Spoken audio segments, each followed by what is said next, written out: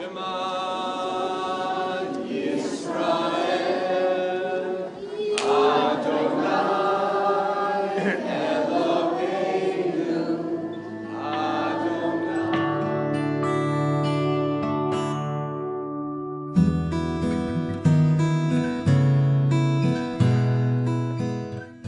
I would say that there are a few steps that happen even weeks in advance of us having one of our services. The publicity is key, so we went about identifying organizations and schools. All of the people on the committee dedicate themselves to getting the word out to their contacts and their resources. Well, the first thing that will happen is that you need a flyer. You need a way to publicize what you're doing. So all the information about the where, the when, what it is, RSVPs, whatever you want to say about it, and we have templates for that that can be easily adaptable to any congregation. You post that in your synagogue. You send it out to the organizations, the schools, the people, the contacts you have. One of the things that we've chosen to do, because we've gotten feedback from the families, is to keep our flyers actually pretty consistent from year to year.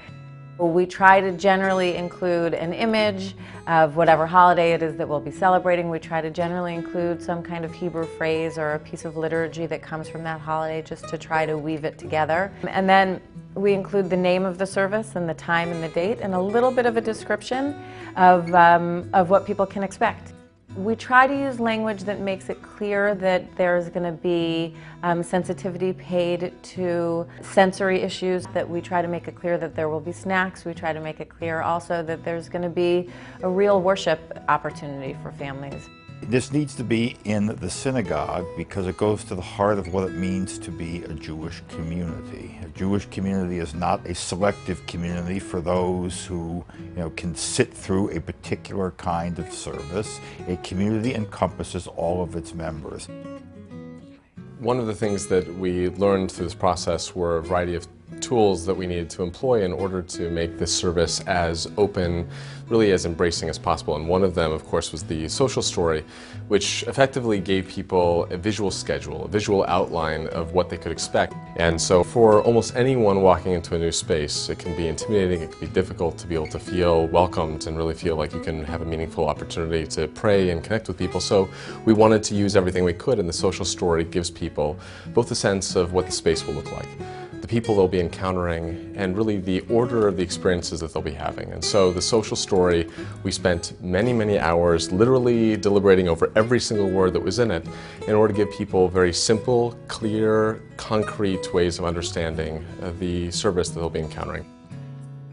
So although it requires time, effort, and really not a lot of money, once you purchase some instruments, tambourines or shakers, the egg shakers, minimal expenditure.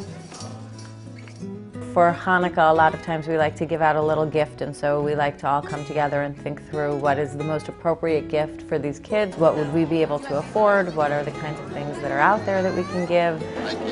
When I meet with Louis, who is our song leader, who accompanies me with our service, Louis and I sit and talk about the service itself and think about the arc of energy.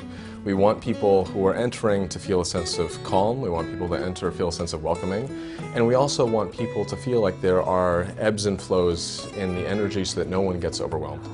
And we think about moments that we can introduce things like engagement between people, leadership moments, moments where instruments can be used. And so we really deliberate over each and every piece and make sure that both the content and the means of experience really feel appropriate.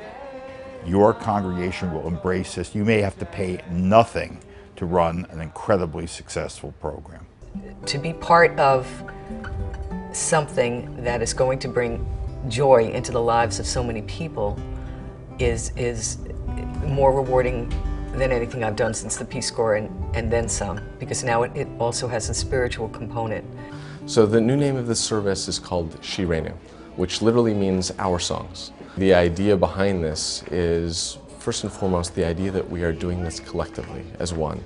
We are taking individual needs and individual songs and bringing them together as one.